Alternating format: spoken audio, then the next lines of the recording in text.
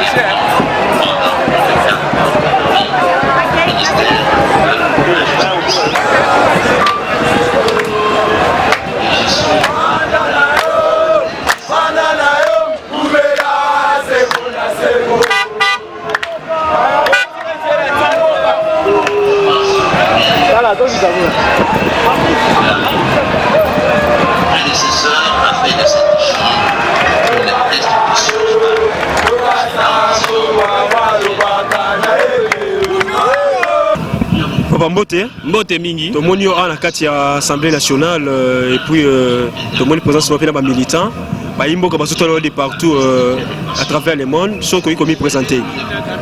Merci matondi mingi soki toyaki lelo awa ezali pona ko soutenir candidature ya ndeko na biso ya mwasi o aza sénatrice élue et aza candidate na poste ya nini ya questeur na kati ya Sénat.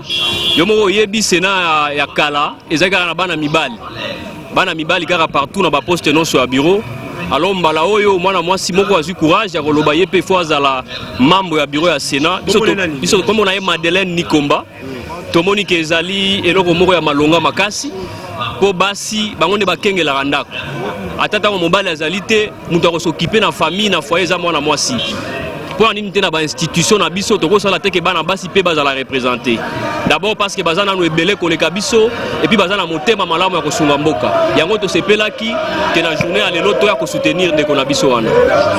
Alors ndeko na bino na ba projet na ezali ni pour na Sénat ya sika projet na e pour na Sénat ya sika ezali ko s'occuper na social mingi ngoni mwasi ye aza makambo ya social il faut ba condition de travail ya ba sénateur ezala malamu pour que basala musala na bango na ndenge elongo bani pour na kosunga bana mboka nde yango ye alobi ya ko s'occuper mingi na makambo etali social ya ba sénateur pour poste aza ko postuler wana ya questeur eza poste place ba géraka misolo ya roya na gestion moko ya malamu ya moibité ya kozwa mosolo bana mboka ko ke to sala makambo moko ya privé yeza pona ko gérer na intérêt ya mboka na intérêt ya République démocratique du Congo. Aza na parti nini? Aza indépendante, aye comme indépendante, ça veut dire ba sénateur ya Kanyonso, il faut batia maboko, ezala ya FCC, ezala ya Lamuka, ezala pe ya Cash, bango nyonso il faut batia maboko parce qu'aye comme indépendante et comme parmi les rares candidats ya bana basi o bazana kati ya bureau ya Sénat. Ezala te que le loi est indépendante mais lobby to monnaie kayo. Te wana te. Te azala kinanu élu na chopo comme indépendante, aye pe awa postuler le sous comme indépendante, atikali indépendante. Voilà. Et donc memi biso yango wana.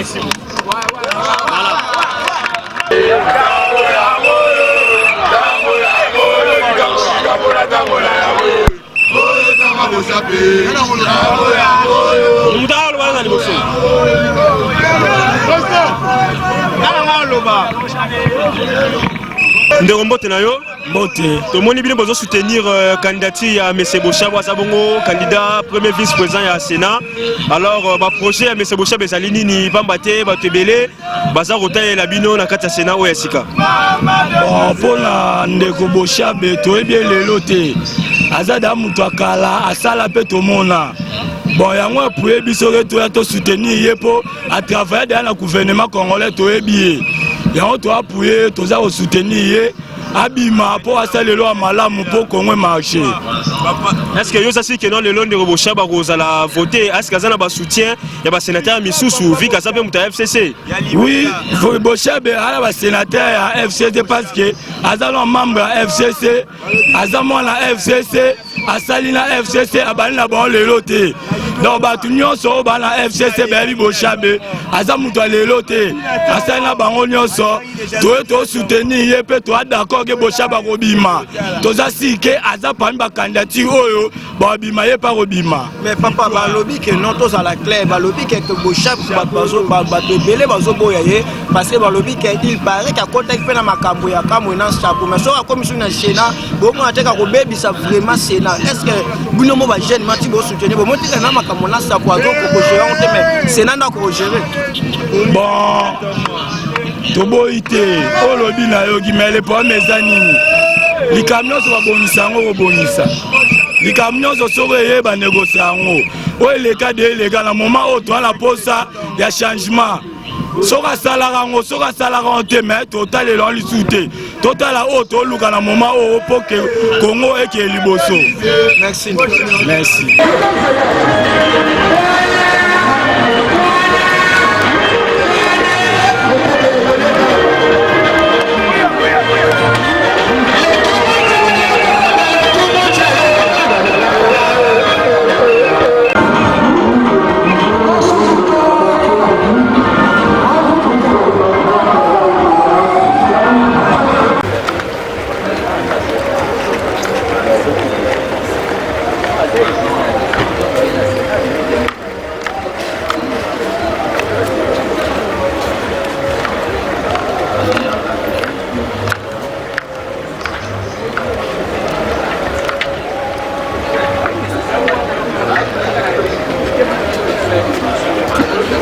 Ndeko Eric Bikuba mbote na yo mbote ndeko tomoni bino bozali bongo ba partisan ya FDC et allié aux abons ya Modeste Bahati Lukobo les professeurs candidats na présidence ya Sénat alors lelo mais Bahati Lukobo baza face ya choix ya FCC ya autorité morale FCC mais Kabila Kabange Joseph est-ce que Bahati Lukobo akobima vainqueur na élection ya samedi oyo?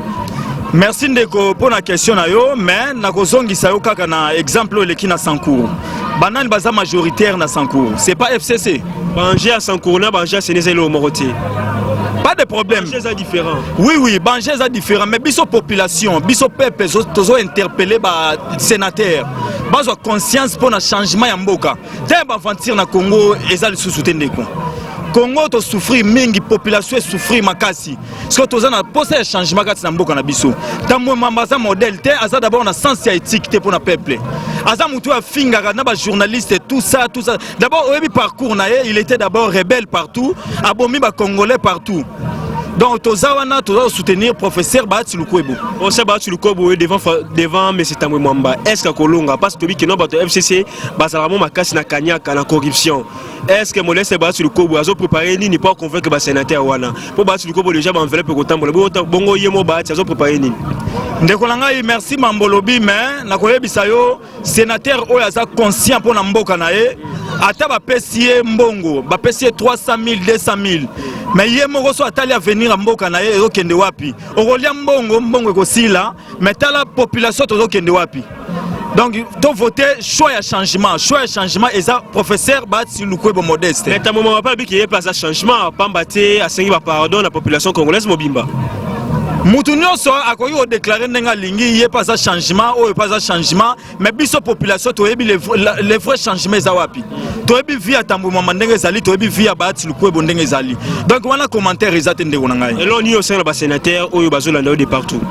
Merci na kosenga ngala ba sénateur en tout cas bazwa conscience wana samedi parce que Kabila tenda ozalama on a stylo ba ko voter bazwa conscience wana pona avenir ya mboka ba voter choix ya changement.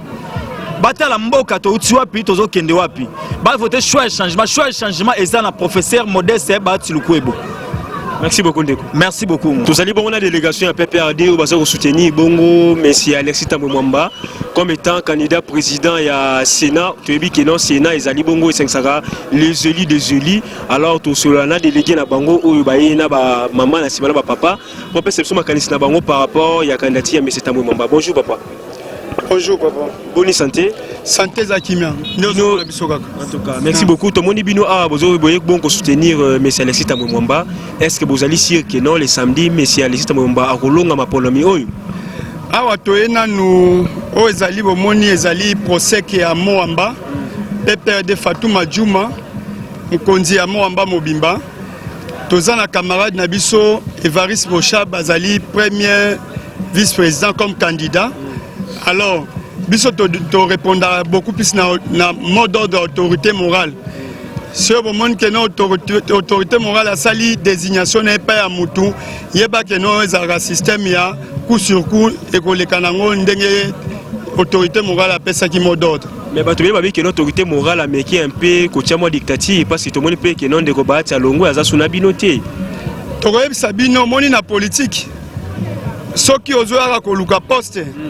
Même muto atali atana papa so moni mwana lingi kaka papa tindanga na poto papa azonga kasima abi me pona nini mwana oyo azaka na envie na politique ba envie arate fanda sala musala mais zela ngongano so ebeti au mona que non autorité morale olo beza mot d'ordre hier azwaka pe ba poste belé mokili mobimba yebi ke no mutu wana azwa pe ba boss bela vient na biso mais o ezali tango ya Tambwe-Mwamba na Bush Boshab PPRD lobby Boshab premier vice-président Tambwe-Mwamba président Sénat donc mutu abo ya zati j'ai information que non l'autorité morale peut aller les samedi jour élection est-ce que Robima a décidé par rapport que non et Salama et Tambwe-Mwamba poli ba ta gagner oyebi politique hein batu ba mona ngweza ndoto te eza réalité ba bazo rêver ba réveiller aux 8 sénateurs olingi au kanisa 8 sapamba mais aux rêver que non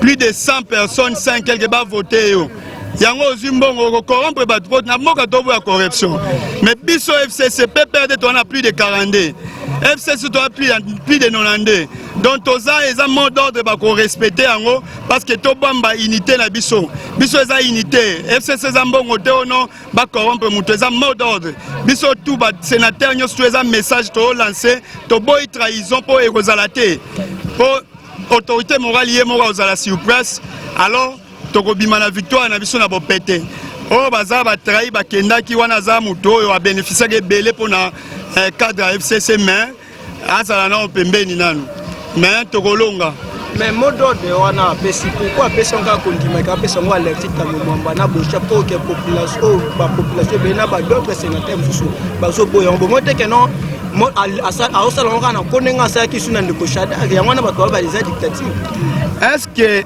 ndeko Alexis Tambwe-Mwamba azali militant PPRD po bango balobaki que non PPRD elingi kowelela nyonso Tambwe-Mwamba za mutu ya PPRD te aza na kati ya FCC bongo tito yo kaka ke non akoma na PPRD te koma mutu abandaki te me akoma aza mutu ya FCC me ala PPRD te mais autorité morale atali cursus na ye atali bwanya na ye amoni ke na profil pour que batu nyonso tu bazala d'accord mieux vaut mutu tel soki baponaki mutu wana bino bokanisa upe akanisa engo mona keno ebele ba nga basala me contentement na bwana wana yo zolo bakia na bwana nande mwana bomeli justice congolaise eza malamu te tolo ba vérité justice congolaise ezotambola na bwanya etambola elengi soki keno mokonzi abungi abite mokonzi